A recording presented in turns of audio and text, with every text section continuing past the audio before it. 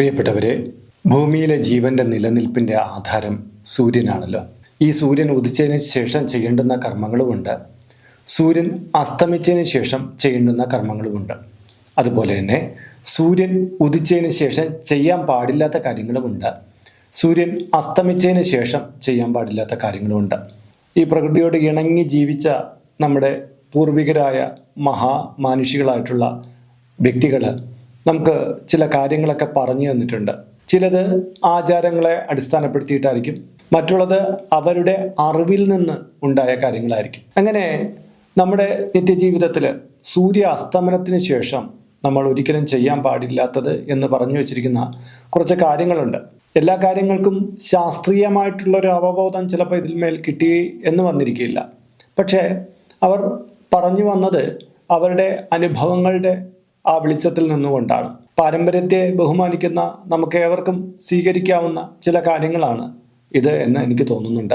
മാത്രമല്ല, ഇത്തരം കാര്യങ്ങൾ നിരന്തരമായിട്ട് ഫോളോ ചെയ്യുന്നവർക്ക് അവരുടെ ജീവിതത്തിൽ ഗുണങ്ങൾ കിട്ടുകയും, എന്നാൽ പഴമക്കാർ പറഞ്ഞതല്ലേ അതിനൊരു വാല്യൂമില്ല എന്നുള്ള രീതിയിൽ ഇത് തള്ളിക്കളഞ്ഞവരുടെ ജീവിതത്തിൽ ഒട്ടേറെ പ്രതിസന്ധികൾ വന്നതായിട്ടും എനിക്ക് വ്യക്തിപരമായിട്ട് അറിയാൻ കഴിയുന്നുണ്ട്. അതുകൊണ്ട് തന്നെ ഹൈന്ദവ ആചാരങ്ങളെയും പാരമ്പര്യമായ മൂല്യങ്ങളെയും കാത്തു സൂക്ഷിക്കുന്ന ഏതൊരു വ്യക്തിക്കും വളരെ പ്രയോജനപ്രദമാകുന്ന ഒരു വീഡിയോ ആണിത്. ഇത് നമ്മൾ പാലിച്ചു പോയാൽ നമ്മുടെ ജീവിതത്തിൽ ഉയർച്ചയും സൗഭാഗ്യവും എല്ലാം വന്നു ചേരും എന്നുള്ളതിൽ സംശയമൊന്നും വേണ്ട. അത്തരത്തിലുള്ള പ്രധാനപ്പെട്ട 8 കാര്യങ്ങളെയാണ് ഞാൻ ഇവിടെ പറയാൻ പോകുന്നത്. ഒട്ടേറെ കാര്യങ്ങൾ വേറെ ഉണ്ട്, എങ്കിലും ഏറ്റവും പ്രധാനപ്പെട്ടതെന്ന് തോന്നിയ 8 കാര്യങ്ങൾ അത് നമുക്കൊന്ന് നോക്കാം. നമസ്കാരം, ഞാൻ RJ അയ്യർ ഹരിചന്ദന മഠം. ഹൈന്ദവ ആചാര സംബന്ധമായ, ജ്യോതിഷ സംബന്ധമായ, മോട്ടിവേഷൻ സംബന്ധമായ ഒട്ടേറെ കാര്യങ്ങൾ പറഞ്ഞു തരുന്ന ഒരു വാട്സപ്പ് ചാനൽ നമുക്കുണ്ട്. ഇതിൻ്റെ കീഴെ ഡിസ്ക്രിപ്ഷൻ ബോക്സിലും കമൻറ്റ് ബോക്സിലും അതിൻ്റെ ലിങ്ക് കൊടുത്തിട്ടുണ്ട്. അതിലൂടെ ചാനൽ ജോയിൻ ചെയ്താൽ നിങ്ങളുടെ പിറന്നാളിന്, നിങ്ങളുടെ കുടുംബ അംഗങ്ങളുടെ പിറന്നാളിന് സൗജന്യമായിട്ട് പുഷ്പാഞ്ജലി അർച്ചനകൾ ഇപ്പോൾ നടത്തി കിട്ടുന്നതാണ്. അപ്പോൾ നമുക്ക് ആദ്യത്തെ കാര്യം എന്താണ് എന്ന് നോക്കാം. പണം എണ്ണരുത് എന്നുള്ളതാണ്. ഇത് കേൾക്കുമ്പോൾ നിങ്ങൾക്ക് ചിരി വരും. നമുക്ക് വൈകുന്നേരത്തിന് ശേഷം പണം എണ്ണിയില്ലെങ്കിൽ പിന്നെ നമുക്ക് ഓരോ കാര്യങ്ങൾക്ക് കടയിൽ പോയി കൊടുക്കാൻ എങ്ങനെ തികയും, അല്ലെ മറ്റൊരാൾക്ക് കൊടുക്കാൻ എങ്ങനെ പറ്റും എന്നൊക്കെ ആയിരിക്കും നിങ്ങളുടെ ഉള്ളിൽ തോന്നലുണ്ടാകുന്നത്. പൊതുവിലായിട്ട് പറയുന്നത്, നിങ്ങൾ ധനം എവിടെയെങ്കിലും സ്വരൂപിച്ച് വെച്ചിട്ടുണ്ട്, നാളത്തേക്ക് സ്വരൂപിച്ച് വെച്ചിട്ടുണ്ടെങ്കിൽ ആ ധനത്തെ പോയി എണ്ണി നോക്കരുത് എന്നുള്ളതാണ് പണ്ടുള്ളവർ പറയുന്നത്. അല്ലാതെ നമുക്കിപ്പോൾ എന്തെങ്കിലും വിനിമയത്തിന് വേണ്ടിയിട്ട് എന്തെങ്കിലും സാധനം മേടിക്കാൻ വേണ്ടി കടയിൽ കൊടുക്കരുത് എന്നുള്ള അർത്ഥത്തിലല്ല പറയുന്നത്. നമ്മുടെ നീക്കിയിരിപ്പ് ഈ രാത്രി സമയത്ത് എണ്ണി നോക്കരുത്. പണ്ടുള്ള കാലഘട്ടത്തിലാണ് മോഷണം ഏറ്റവും കൂടുതൽ നടന്നുകൊണ്ടിരുന്നത് രാത്രി കാലങ്ങളിലാണ്. രാത്രി ഒരാളിരുന്ന് പണം എണ്ണിക്കൊണ്ടിരുന്നു കഴിഞ്ഞാൽ അന്നത്തെ കാലത്തെ ഭവനങ്ങളിൽ മിക്കവാറും എല്ലാം അത്ര സുരക്ഷിതമായിട്ടുള്ള ഒന്നും ആയിരുന്നില്ല. അതുകൊണ്ട് തന്നെ ഒരാൾ പണം എണ്ണിക്കൊണ്ടിരിക്കുന്ന പുറത്തേക്കുന്ന ഒരാളിന് എങ്ങനെയെങ്കിലുമൊക്കെ മനസ്സിലാക്കാൻ പറ്റുകയും അവിടെ മോഷണ ശ്രമങ്ങൾ ഉണ്ടാവുകയും ചെയ്യും. അതുകൊണ്ടായിരിക്കും അന്നേ കാലത്ത് രാത്രി സമയത്ത് പണം എണ്ണരുത് എന്ന് പറഞ്ഞത്. അപ്പോൾ കാലം മാറിയപ്പോൾ നമുക്ക് കുറച്ചുകൂടി സേഫ്റ്റിയൊക്കെ വന്ന് നമ്മുടെ വീട്ടിൽ CCTV ഉണ്ട്, പുറത്തൊരാ ഇല അനങ്ങിയാൽ പോലും നമുക്ക് കാണാൻ പറ്റും. ഇതൊക്കെയാണെങ്കിലും പണം എണ്ണരുത് എന്ന് പറഞ്ഞത് ഈ സുരക്ഷയ്ക്ക് അപ്പുറം വേറൊരു കാര്യമുണ്ട്. അതായത് ധനത്തിൻ്റെ ദേവതയായ ലക്ഷ്മി ഭഗവതി ആഗതമാകുന്ന ഒരു സമയമാണ് ഇവിടെ. ഈ സമയത്ത് ധ്യാനങ്ങൾക്കോ മറ്റുമൊക്കെ മാറ്റിവെക്കണം. കാര്യം ഭഗവതി നമുക്ക് ധനം, നമ്മൾ എവിടെയാണ് ധനം വച്ചിരിക്കുന്നത് അതിന്മേൽ അനുഗ്രഹം ചൊരിയുന്നൊരു സമയമാണ്. അതിനെ ആ സമയത്ത് ആ ധനത്തെ ഷിഫ്റ്റ് ചെയ്ത് അതിനെ ഇളക്കം തട്ടിച്ച് ആ അനുഗ്രഹ സ്രോതസ് കുറയ്ക്കരുത് എന്നുള്ളതാണ് ഇതുമായിട്ട് ബന്ധപ്പെട്ട വിശ്വാസം പറയുന്നത്. അതായത് ലക്ഷ്മി സാന്നിധ്യം അതിൽ ആ സമയത്ത് ഭഗവതിയുടെ അനുഗ്രഹം അവിടെ വേണം, അത് ഇളക്കം തട്ടാതെ വയ്ക്കുക എന്നുള്ളതാണ് അതിൽ സൂചന നൽകുന്നത്. രാത്രി സമയത്ത് ഭഗവതി അതിൽ കൂടുതലായിട്ട് അനുഗ്രഹം കൊടുക്കും. ആ ധനം പിന്നീട് നമുക്ക് മേൽമേൽ വളർച്ച ഉണ്ടാക്കി തരും എന്നുള്ളതാണ് എൻ്റെ സാങ്കത്യം. രണ്ടാമത്തെ കാര്യം, നഖം മുറിക്കരുത് എന്നുള്ളതാണ്. ഇത് ബഹുഭൂരിപക്ഷം പേരും കേട്ടിട്ടുള്ളൊരു കാര്യമായിരിക്കും. രാത്രി സമയത്ത് നഖം മുറിച്ചാൽ എന്താ പറ്റുക എന്ന് ചോദിച്ച് പലരും നഖം മുറിക്കുന്നതും കാണാം. ശരിക്കും പറഞ്ഞാൽ പണ്ടുള്ള കാലഘട്ടത്തിൽ ഇന്നത്തെ പോലെ വൈദ്യുത ദീപങ്ങളൊന്നുമില്ല, നിലവിളക്കോ മണ്ണെണ്ണ വിളക്കോ ഒക്കെ ഉള്ളൂ. ഇന്നത്തെ പോലെ നഖം കട്ട് ചെയ്യുന്ന കട്ടറുകളൊന്നുമില്ല, ബ്ലേഡോ മറ്റ് കത്തിയോ ഒക്കെ ആണ് വെച്ച് നഖം മുറിക്കുന്നത്. അപ്പോൾ വെളിച്ചക്കുറവും കാഴ്ചക്കുറവും ഒക്കെ കൊണ്ട് വിരലൊക്കെ മുറിയാൻ സാധ്യത കൂടുതലുള്ളത് കൊണ്ടായിരുന്നു അന്നേ കാലത്ത് നഖം മുറിക്കുന്ന രാത്രി വേണ്ട എന്നുള്ളത് പറഞ്ഞു, പകൽ വെളിച്ചത്തിൽ അത് ചെയ്യൂ എന്ന് പറഞ്ഞിരുന്നത്. എന്നാൽ ഇതിൽ വേറൊരു തത്വം കൂടെ അടങ്ങിയിട്ടുണ്ട്. നഖം എന്ന് പറഞ്ഞാൽ നിരന്തരമായിട്ട് നമ്മുടെ ശരീരത്തിൽ നിന്ന് വളർന്ന് പുറത്തേക്ക് വന്നുകൊണ്ടിരിക്കുന്ന ഒന്നാണ്. അപ്പോൾ രാത്രി സമയത്താണെങ്കിൽ എല്ലാം നിശബ്ദമാകുന്ന ഒരു കാലയളവാണ്. നമ്മുടെ ശരീരത്തിലെ ഈ ക്ലെൻസിങ് നടക്കുന്ന ഒരു സമയമാണ്. നമ്മളെ ശരീരത്തിൻ്റെ ഊർജ്ജങ്ങൾ അങ്ങോട്ടും ഇങ്ങോട്ടും തുലനം ചെയ്തുകൊണ്ടിരിക്കുന്ന ഒരു ടൈമാണ്. അതുകൊണ്ട് ഈ സമയത്ത് നമ്മുടെ ശരീരത്തിന് പുറത്തേക്ക് വളരുന്ന പ്രത്യേകിച്ച് തലമുടി, നഖം ഇവയൊന്നും നമ്മൾ വെട്ടിക്കളയാറില്ല. കാര്യം ശരീരത്തിന് വിശ്രമാവസ്ഥ കൊടുക്കുമ്പോൾ ഈ നമ്മുടെ വിരൽത്തുമ്പുകളിലും മുടിത്തുമ്പുകളുടെ റൂട്ടുകളിൽ അതിലൂടെയൊക്കെ ഊർജ്ജ പ്രസരണം ഒരുപാട് ഉണ്ടായിക്കൊണ്ടിരിക്കും. അപ്പോൾ നഖത്തിൻ്റെ ഭാഗത്ത് നമ്മൾ വിചാരിക്കുന്ന നഖം ഇങ്ങനെ കട്ടിയുള്ള ഒന്നാണല്ലോ, അതിൽ കൂടെ ഒരു ഊർജ്ജ പ്രസരണം പുറത്തേക്ക് പോകുന്നില്ല എന്ന്. എന്നാൽ ഹൈന്ദവ വിശ്വാസപ്രകാരം നമ്മുടെ അടിതൊട്ട് മുടി വരെ എന്ന് പറയുന്ന സങ്കല്പത്തിൽ ഊർജ്ജങ്ങളുടെ കേന്ദ്രമാണ്. എല്ലാ ഭാഗത്തൂടെയും ഇങ്ങനെ ഊർജ്ജ പ്രസരണം ഉണ്ടാകുന്നുണ്ട്. അതുകൊണ്ട് നഖത്തിനെ കഷ്ണം ചെയ്യിക്കാൻ പാടില്ല എന്നാണ് പറയുന്നത്. മുടി വെട്ടാനും പാടില്ല എന്ന് പറയുന്നുണ്ട്. മൂന്നാമത്തത് പുറം വാതിൽ തുറന്നിടരുത് എന്നുള്ളതാണ്. പണ്ടുള്ള കാലഘട്ടത്തിൽ എപ്പോഴും കേൾക്കാം, നിങ്ങൾ സന്ധ്യാദീപം തെളിയിക്കുന്നതിന് മുമ്പ് നിങ്ങൾ പുറകുവശത്തെ വാതിൽ അടച്ചിടണം എന്ന് എല്ലാ ആചാര്യന്മാരും പറയുന്നുണ്ട്. ഇതിൻ്റെ കാര്യം എന്ന് പറഞ്ഞാൽ നമ്മൾ ദീപം തെളിയിച്ച് പ്രാർത്ഥിച്ചുകൊണ്ടിരിക്കുമ്പോൾ നമ്മൾ അതിലായിരിക്കും ശ്രദ്ധ കൊടുക്കുന്നത്. പുറകെ വശത്തെ വാതിലിൻ്റെ ഭാഗം ലോക്ക് ചെയ്തായിരുന്ന അതിലെ കള്ളന്മാർക്കോ മറ്റകത്ത് കയറിയിരിക്കാനോ മോഷ്ടിച്ചു കൊണ്ടുപോകാനോ ഒക്കെയുള്ള സാധ്യത കൂടുതലായിട്ടുണ്ട്. അതുകൊണ്ടാണ് പുറകുവശത്തെ വാതിൽ അടച്ചിട്ടിട്ട് വേണം നമ്മൾ പ്രാർത്ഥനകളെല്ലാം ചെയ്യാൻ. ഉമ്മറത്ത് വന്നിരുന്നാണല്ലോ പൊതുവിൽ പണ്ടുള്ള കാലത്ത് പ്രാർത്ഥനകൾ നടത്തിയിരുന്നത്. ഇപ്പം പൂജാമുറിയിലാണ് ഇരിക്കുന്നത്. അതുകൊണ്ട് തന്നെ ഞാൻ പലപ്പോഴും പറയാറ്, പൂജാമുറിയിലാണ് നിങ്ങളിരുന്ന് പ്രാർത്ഥിക്കുന്നതെങ്കിൽ വീട്ടിൽ മറ്റാരും മുൻവശത്തൊന്നും ഇല്ലെങ്കിൽ മുൻവശത്തെ വാതിൽ നിങ്ങൾ അടച്ചിടുന്നതിൽ തെറ്റൊന്നുമില്ല. കാര്യം എന്താണ്, ആ സമയത്ത് നിങ്ങൾ ഏകാഗ്രമായിട്ട് ജയിപ്പിച്ചുകൊണ്ടിരിക്കുമ്പോൾ മുൻവശത്തെ വാതിലും തുറന്നിട്ട് ഏതെങ്കിലും ആൾക്കാർക്കൊക്കെ വീട്ടിനകത്ത് കടക്കാനുള്ള സാധ്യതയുണ്ട്. അത് ഒഴിവാക്കുക എന്നുള്ളത് കൊണ്ടാണ് പറയുന്നത്. മുന്നിൽ ആളുണ്ടെങ്കിൽ അതൊരു കുഴപ്പമില്ല. പിന്നെ ഇതിൻ്റെ വിശ്വാസപൂർണമായിട്ടുള്ള കാര്യം എന്ന് പറഞ്ഞാൽ ഈ സമയത്ത് സന്ധ്യാദേവിയായിട്ടുള്ള ഭഗവതി ശ്രീശക്തി അവിടെ വരുന്ന സമയമാണ്. അപ്പോൾ പുറം വാതിലിലൂടെ മൂശയിട്ട അകത്തേക്ക് ഇരച്ച് കയറാൻ ശ്രമിച്ചു കൊണ്ടിരിക്കും, ദേവിയെ തള്ളി പുറത്തേക്കാക്കാൻ.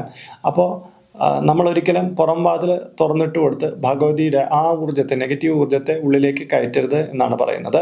അപ്പോൾ നമ്മൾ ശരിക്കും പറഞ്ഞാൽ പുറം വാതിൽ അടയ്ക്കണം. ഇനി മുൻവാതിൽ ഏതെങ്കിലും കാരണവശാൽ നിങ്ങൾക്ക് അടച്ചിട്ടിട്ട് സുരക്ഷിതമല്ലാത്തൊരിടത്താണ് നിങ്ങൾ ചെയ്യുന്നതെങ്കിൽ മുൻവാതിൽ അടയ്ക്കാൻ ഞാൻ പറഞ്ഞിട്ടുണ്ട്. എങ്കിൽ ജനാലകൾ തുറന്നിട്ടേക്കണം. എങ്ങനെയായാലും നമുക്ക് മുന്നിലൂടെയുള്ള ഊർജ്ജ പ്രസരണം നമ്മുടെ വീട്ടിലേക്ക് പ്രവേശിക്കണം. അത് ചെയ്യണം. ബാക്ക് വാതിലും ബാക്ക് ജനലും അടച്ചിടണം കേട്ടോ. നാലാമത്തെ കാര്യം, തുണി അടിക്കരുത് എന്നുള്ളതാണ്. പണ്ടുള്ള എല്ലാവർക്കും അറിയാവുന്ന കാര്യമാണ്. സന്ധ്യാസമയത്ത് തുണി അടിച്ചുകൊണ്ട് നിന്ന് കഴിഞ്ഞാൽ മറ്റുള്ളവർ ഇടപെട്, എന്തിനാ ഞങ്ങളുടെ വീട് അയൽവക്കം മുടിയാൻ വേണ്ടിയിട്ടാണോ തുണി അടിക്കുന്നത് എന്നൊക്കെ ചോദിക്കും. ശരിക്കും പറഞ്ഞാൽ അന്ന് പുഴക്കരയിലും മറ്റേ കുളിമുറിയുടെ സ്ഥാനത്തൊക്കെ കല്ലിലാണ് തുണി വീശി അടിച്ചുകൊണ്ടിരിക്കുന്നത്. അപ്പോൾ ഈ രാത്രി സമയത്ത് തുണി അടിക്കുന്ന സമയത്ത് ഈ തുണി കീറിപ്പോകാനും മറ്റൊക്കെയുള്ള സാധ്യത കൂടുതലാണ്. നമുക്ക് ശ്രദ്ധ കിട്ടില്ല, വെളിച്ചമില്ലാത്തതുകൊണ്ട്. ഇന്നങ്ങനെയല്ല, വെളിച്ചമൊക്കെ ഉണ്ട്. നമുക്കിന്ന് അടിച്ചനയ്ക്കുന്നതിൽ എത്ര തെറ്റുമില്ല. പക്ഷെ ഇന്ന് അങ്ങനെ അടിച്ചനയ്ക്കുന്നവരുടെ എണ്ണമൊക്കെ കുറവാണ്. വാഷിംഗ് മെഷീനിലാണ് മിക്കയിടത്തും തുണി അലക്കുക എന്നുള്ളത് ശ്രദ്ധിക്കേണ്ടതാണ്. മാത്രമല്ല, തൊട്ടടുത്തുള്ള വീടുകളിലൊക്കെ പ്രാർത്ഥനാനിരതമായിട്ടിരിക്കുന്ന സമയത്തായിരിക്കും ഈ ഒരു വ്യക്തി തൊട്ടടുത്ത് വന്നിരുന്നത് തുണി അടിച്ച് നനയ്ക്കുന്നത്. ഇത് കേൾക്കുമ്പോൾ എന്ത് പറ്റും, ഇവരുടെ ശ്രദ്ധയ്ക്ക് ഭംഗം വരും. അതായത് പ്രാർത്ഥിക്കുന്ന ഒരു വ്യക്തിയുടെ ശ്രദ്ധയെ, ഏകാഗ്രതയെ ഭംഗം വരുത്തുന്നത് പാപകരമായിട്ടാണ് പറയുന്നത്. അങ്ങനെ നോക്കുമ്പോൾ നമ്മൾ ശ്രദ്ധയില്ലാതെ ചെയ്യുന്ന ഈ തുണി അടിച്ച് നനപ്പെന്നൊക്കെ പറയുന്നത് ദൈവനിന്ദയ്ക്ക് കാരണമാകും എന്നുള്ളതാണ്. അഞ്ചാമത്തെ കാര്യത്തിലേക്ക് കടക്കുന്നതിന് മുമ്പ് ഇതിൻ്റെ കമൻറ്റ് ബോക്സിൽ നിങ്ങളുടെ പേര്, നിങ്ങളുടെ വയസ്സ്, നിങ്ങളുടെ നക്ഷത്രം ഇവ രേഖപ്പെടുത്തിയാൽ ഇവിടെ നടക്കുന്ന പൂജാ പ്രാർത്ഥനകളിൽ നിങ്ങളെ ഉൾക്കൊള്ളിക്കാൻ പറ്റുന്നതാണ്.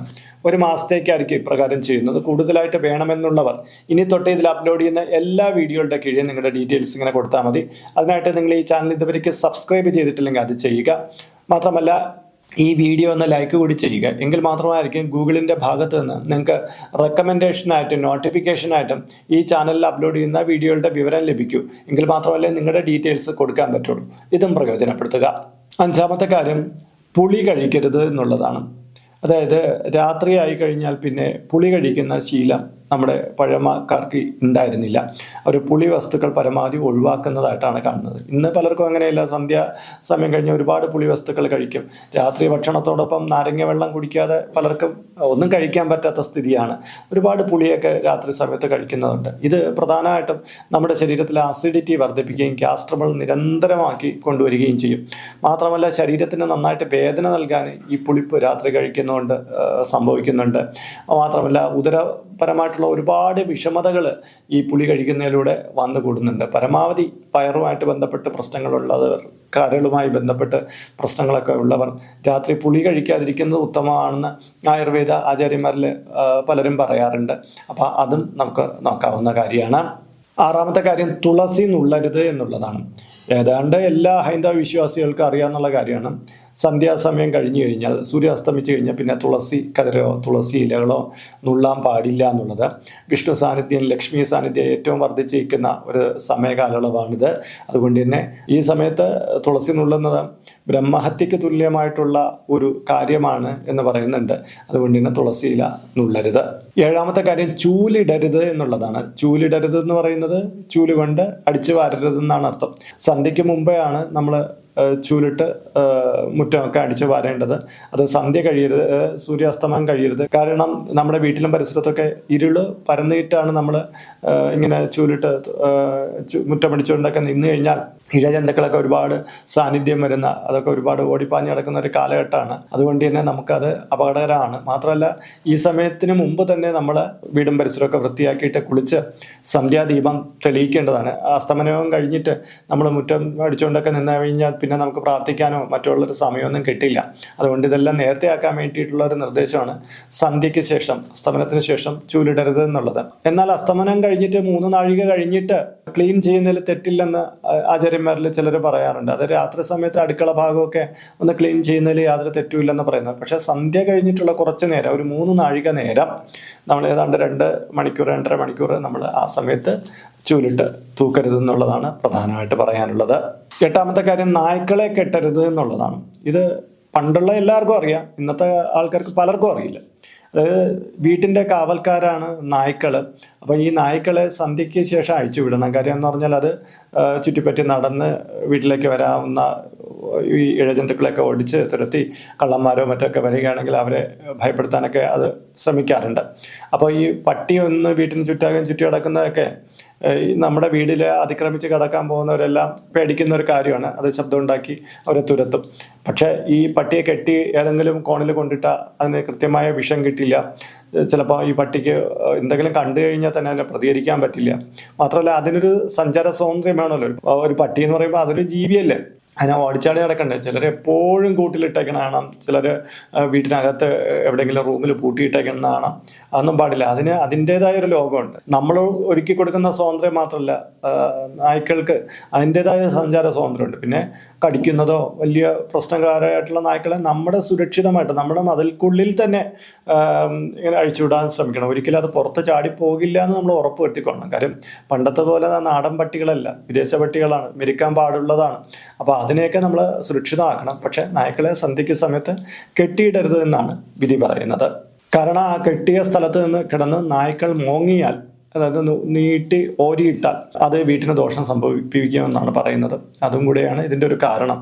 അപ്പോൾ ഈ വീഡിയോയിൽ 8 കാര്യങ്ങളാണ് പറയാൻ ഞാൻ ശ്രമിക്കുന്നത്. പക്ഷേ ഇതിൽ ഉപരി ഒരുപാട് കാര്യങ്ങളുണ്ട്. അതിൽ പ്രധാനപ്പെട്ട മറ്റൊരു കാര്യമാണ് സന്ധ്യ കഴിഞ്ഞാൽ ഭക്ഷണം കഴിക്കരുതെന്ന്. ഇത് ഇപ്പം കേട്ട് കഴിഞ്ഞാൽ പലർക്കും അത് എന്താണ് സന്ധ്യയ്ക്ക് ശേഷം അല്ലെ രാത്രി ഭക്ഷണം കഴിക്കേണ്ടതെന്ന് തോന്നും. എന്നാൽ പഴമക്കാരും സൂര്യ അസ്തമിച്ച് കഴിഞ്ഞാൽ പിന്നെ ഭക്ഷണം കഴിക്കുക, അതിന് മുമ്പ് ആയിരുന്നു അവരുടെ ഭക്ഷണം. അത് കഴിഞ്ഞിട്ട് അവർ രാവിലെ പ്രാതൽ എന്നുള്ള രീതിയിൽ ഭക്ഷണം കഴിച്ചിരുന്നു. അവരുടെ ആരോഗ്യത്തിൻ്റെ ഉന്നമനത്തിന് വേണ്ടിയിട്ട് അവർ അങ്ങനെയാണ് ചെയ്തിരുന്നത്. രാത്രി സമയം ഒന്ന് അസ്തമിച്ച് കഴിഞ്ഞാൽ കുറച്ച് കഴിയുമ്പോൾ തന്നെ അവർ കിടന്നുറങ്ങും. അതാണ് സന്ധ്യയ്ക്ക് മുമ്പ് തന്നെ ഭക്ഷണം കഴിക്കുന്ന ശീലം ഇന്നത്തെ പല ഡയറ്റീഷ്യന്മാരും നമുക്ക് പറഞ്ഞു തരുന്നുണ്ട്. പല പ്രശസ്തരായ ആൾക്കാർ പോലും സന്ധ്യയ്ക്ക് ശേഷം ഭക്ഷണം കഴിക്കില്ല എന്ന് അവരുടെ പോഡ്കാസ്റ്റും മറ്റൊക്കെ ഇൻ്റർവ്യൂകളിലൊക്കെ നമുക്ക് മനസ്സിലാക്കാൻ പറ്റുന്നുണ്ട്. അതും ഒരു ശീലമാക്കാവുന്ന, അതും ഗുണം ചെയ്യുന്ന ഒരു കാര്യമാണ്. അപ്പോൾ ഇന്നത്തെ വീഡിയോ ഇവിടെ പൂർണ്ണമാവുകയാണ്. നമ്മളിപ്പോൾ ഒരു സ്റ്റോർ യൂട്യൂബിൽ ആരംഭിച്ചിട്ടുണ്ട്. ഹൈന്ദവ ധർമ്മം അനുസരിച്ച് ജീവിക്കുന്നവർക്ക് പൂജാ കാര്യങ്ങളുമായിട്ട് ബന്ധപ്പെട്ട ചില കാര്യങ്ങളൊക്കെ മേടിക്കണമെന്നുണ്ടായിരിക്കും. അപ്പോൾ അങ്ങനെയുള്ള കാര്യങ്ങൾ നിങ്ങൾക്ക് ഓൺലൈനായിട്ട് എടുക്കാൻ പറ്റുന്ന ഒരു സ്റ്റോറാണിത്. താല്പര്യമുള്ളവർക്ക് അതിൽ പോയിട്ട് അതിൻ്റെ വിലയൊക്കെ നോക്കിയിട്ട് നിങ്ങൾക്ക് താല്പര്യമുണ്ടെങ്കിൽ അതിൽ നിന്ന് മേടിക്കാവുന്നതാണ്. ഇങ്ങനെ നോക്കിയാൽ മതിയാകും.